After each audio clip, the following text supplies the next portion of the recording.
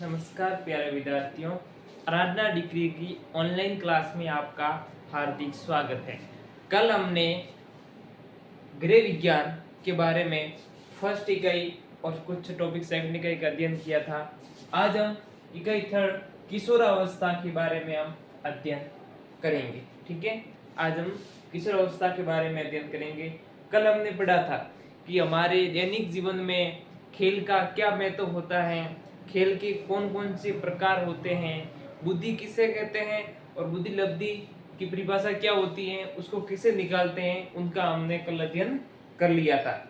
इसके अलावा हमने पढ़ा था कि बालकों में जो शारीरिक विकास होता है, तो शारीरिक विकास क्या होता है, शारीरिक विकास की प्रक्रिया कब तक चलती है और शारीरिक विकास को कौन कौन से कारक प्रभावित करते हैं, इन सभी का अध्ययन हमने कल कर लिया था। आज हम पढ़ेंगे किशोरावस्था।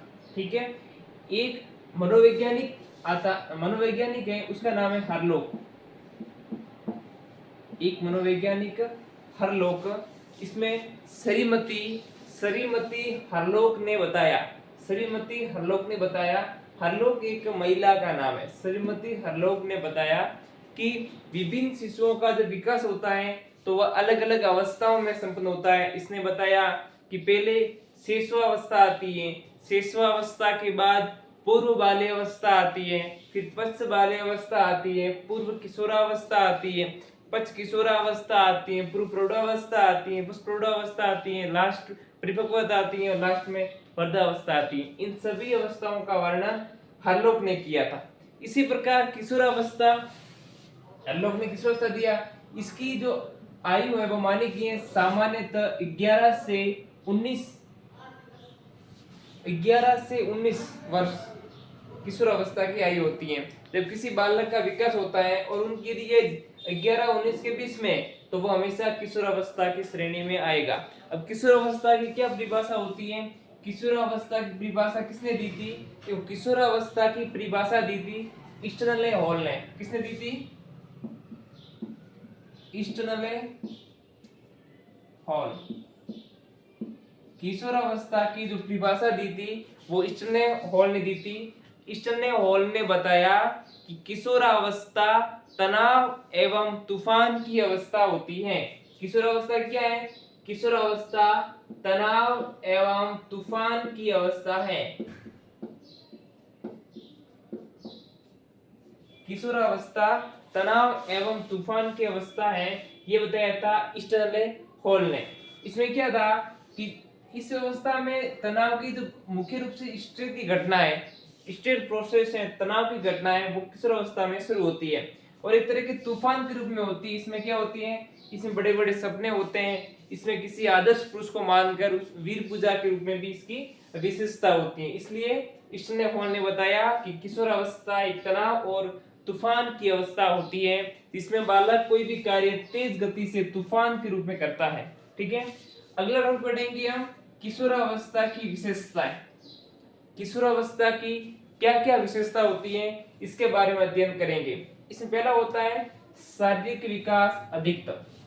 शारीरिक विकास अधिकतम हमने पिछले टॉपिक में अध्ययन किया था कि विकास क्या होता है, विकास किसे कहते हैं। तो विकास एक सतत प्रक्रिया होती है जो जीवन भर निरंतर रूप से चलती रहती है।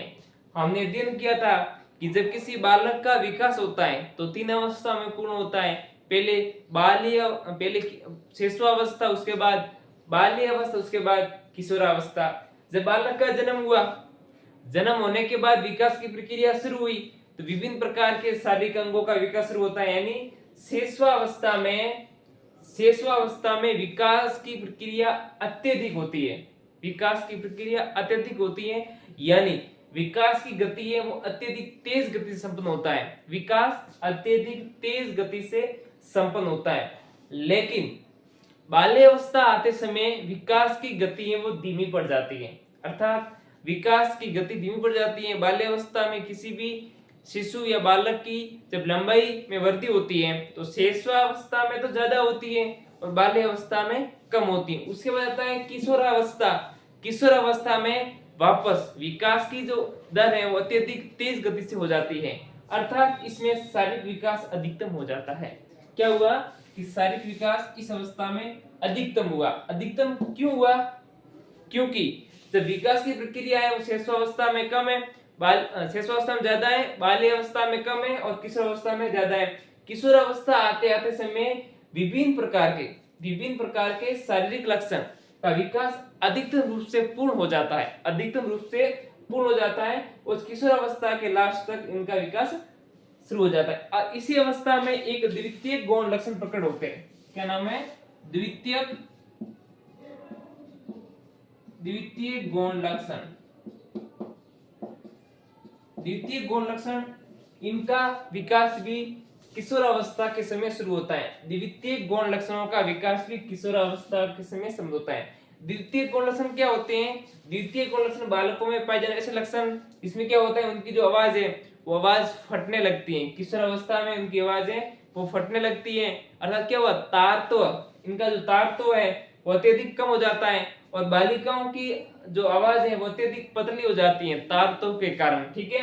और द्वितीय गौण लक्षण क्या होता है? शरीर पर विभिन्न प्रकार के बालों की प्रकृति,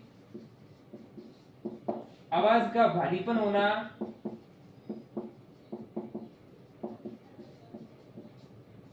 मुंह से निकलना,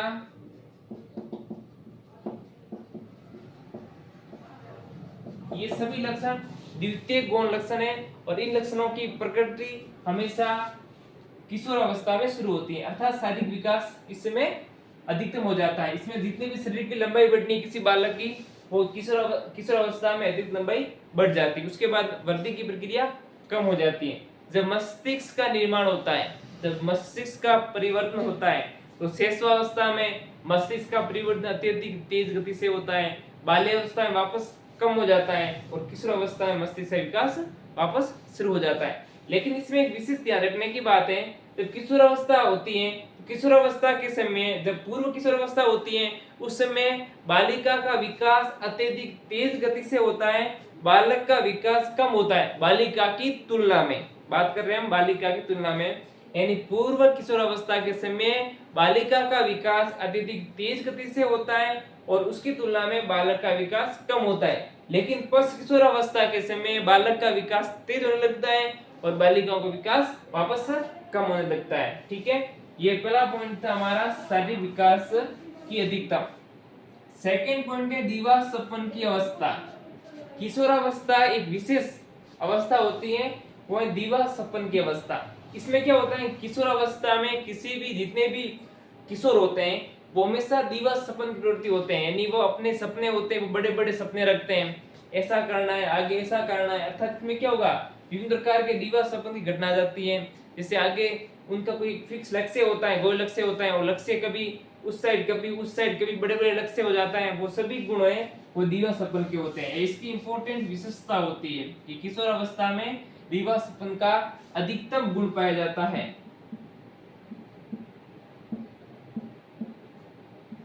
ठीक है, अगला है मित्रता।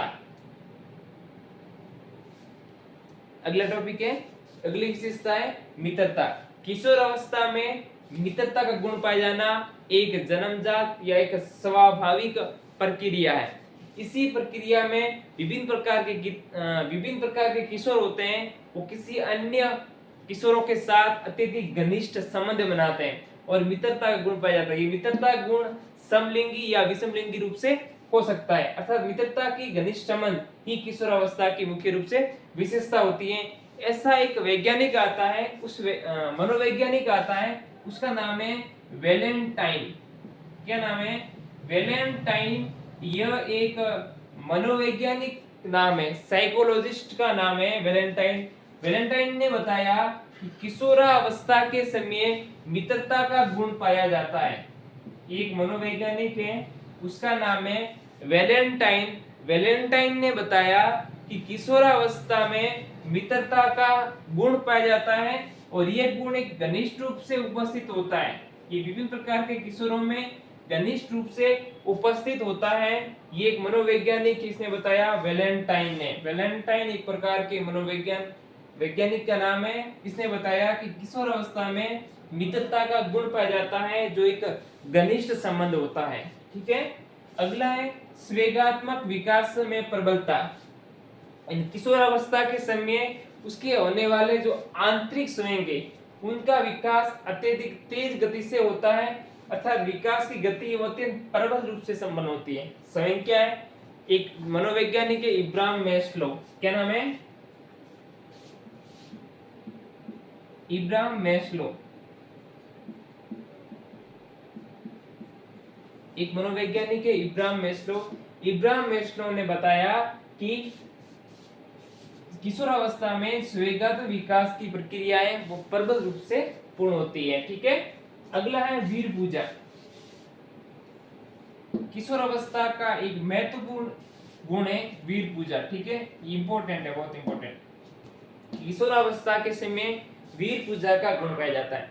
वीर पूजा क्या होती है कि जब किसी व्यक्ति का विकास होता है और वो व्यक्ति किशोर के रूप में किशोरावस्था में है, तो उस समय क्या होता है, किशोर किसी एक महान पुरुष होता है, उस महान पुरुष को आदर्श मानता है, उस महान पुरुष को आदर्श मानता है, उसके द्वारा जितने भी कार्य किए गए वो खुद कार्य को ग्रहण करता है और उसी के अनुसार अपना पूरा दैनिक जीवन पूर्ण करता है। उसको बोलते हैं वीर पूजा। वीर पूजा क्या होती है कि किशोरावस्था के समय विभिन्न किशोर किसी एक महान पुरुष के जीवनी का अध्ययन करता है, उस महान पुरुष द्वारा किए गए कार्य को वह ग्रहण करता है, तब उसके जो भी आदर्श है, जो आदर्श गुण है, उस आदर्श गुण का पालन किशोर करता है। ये गुण वीर पूजा कहलाता है, क्योंकि ये इंपॉर्टेंट विशेषता होती है। अगला एक मनोविज्ञान आता है जे.एस. रोज। उसमें क्या आदर्शों का निर्माण, विभिन्न प्रकार के आदेश हैं, उस आदेशों का निर्माण भी किशोरावस्था में होता है। ये मनोवैज्ञानिक है जे.एस. रोज। क्या नाम है? जे.एस.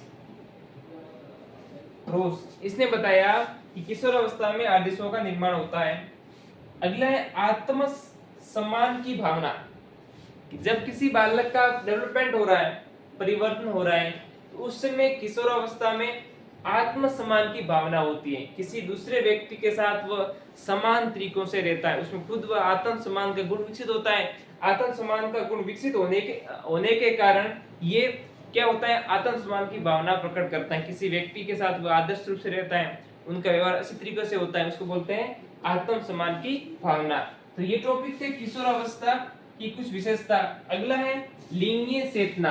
लिंगीय चेतना का गुण भी किशोरावस्था में पाया जाता है। इस समय क्या होता है, इस समय यह होता है कि जब किशोरावस्था में विभिन्न काम करने की परिपक्वता वो आ जाती है, आत्म प्रेरण, खुद का प्रेरण हो जाता है, सेल्फ मोटिवेशन रहता है और विषम लिंग के प्रति वह काम की प्रक्रिया तेज गति से दर्शाता है।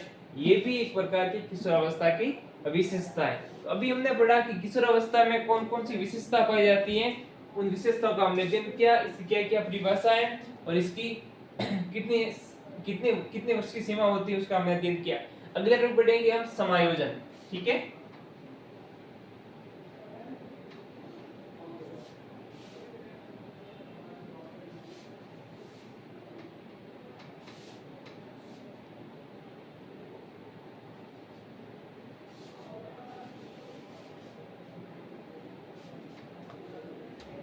समायोजन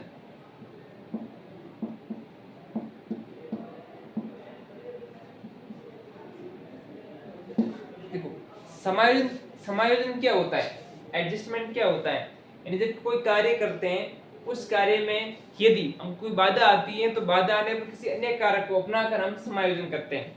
ठीक है। समायोजन का क्या अर्थ होता है, एक सामान्य उदाहरण लेते हैं, जैसे आपने कहानी पढ़ी होगी अंगूर खट्टे हैं। मैंने क्या नाम लिखा, अंगूर खट्टे हैं। आपने कहानी पढ़ी होगी लोमड़ी वाली, उसमें क्या हुआ कि लोमड़ी ऊपर अंगूर का गुच्छा लटक रहा था, तो उस समय उस लोमड़ी ने बहुत कोशिश की उस अंगूर को प्राप्त करने की, लेकिन वह अंगूर प्राप्त नहीं कर सकी। तो फिर इन्होंने एक शब्द दिया, बोली कि अंगूर तो खट्टे हैं, अंगूर नहीं खाने। अब क्यों नहीं खाने की, उसमें जहां ऊंचाई पर एक अंगूर का गुच्छा था, उस गुच्छे तक लोमड़ी खुद नहीं पहुंच सकी। उन्होंने बार बार प्रयत्न किया, प्रयत्न करने के बाद भी वह लोमड़ी उस गुच्छे तक नहीं पहुंच सकी। तो फिर उसने कहा कि अंगूर खट्टे हैं। तब क्या हुआ, अपने जो कार्य के प्रति इसने क्या किया, समायोजन किया, उसको बोलते हैं उसको बोलते हैं समायोजन की प्रक्रिया। जैसे कोई क्षतिपूर्ति इसमें आता है गुण क्षतिपूर्ति। क्षतिपूर्ति, अब क्षतिपूर्ति विशेषता ही समायोजन समायोजन का उदाहरण है। इसमें क्या होगा कि मान लो कि कोई कक्षा में कोई विकलांग बालक है, एक कक्षा होती है, उस कक्षा में कोई विकलांग बालक है। अब विकलांग बालक है, उसमें एक असामर्थ्य गुण है। अब विकलांग बालक अपनी मेहनत करके वह क्लास में प्रथम स्थान प्राप्त करता है, तो क्लास में प्रथम स्थान प्राप्त करेगा तो उस समय विकलांगता का गुण क्या है, ये पूर्ण कर लेता है। विकलांग की क्लास में ये टॉपर आ गया तो वो क्या हुआ, क्षतिपूर्ति हुआ, अर्थात विकलांगता के गुण को इसने क्या कर लिया, समायोजन कर लिया। ये होती है समायोजन। इसमें एक मनोवैज्ञानिक आता है एडलर, एक मनोवैज्ञानिक का नाम है एडलर। इसने बताया कि समायोजन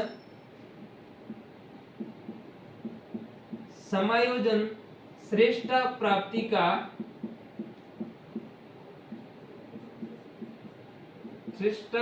का आधार है।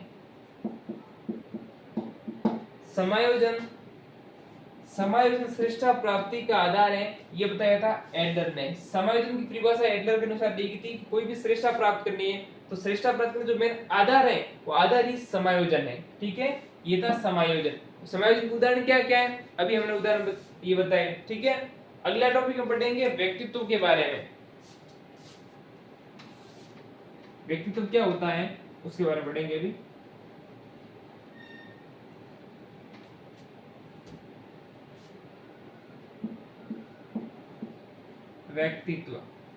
व्यक्तित्व किसे कहते हैं, देखो व्यक्तित्व शब्द है वो पर्सनैलिटी से उत्पन्न हुआ है।